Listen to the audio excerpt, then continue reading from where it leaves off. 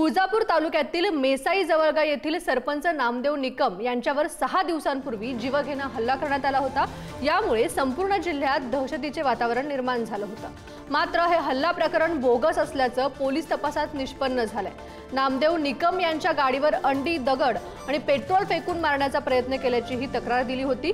मात्र सरपंच नामदेव निकम यांनी बंदूक परवाना मिळवण्यासाठी हा बनाव रचल्याचं तपासात निष्पन्न झालंय।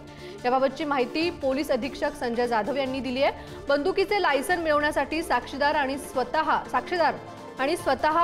हा प्लॅन रचल्याचं समोर आलंय।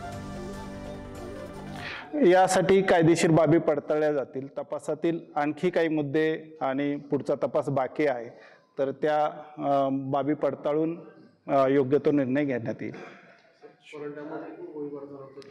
या अनुषंगाने मी आणखी एक बाब आपल्या माध्यमातून सांगेन की धाराशिव जिल्ह्यामध्ये कोणतीही दडपशाही, हुकुमशाही किंवा धाकदपटशा खपून घेतला जाणार नाही।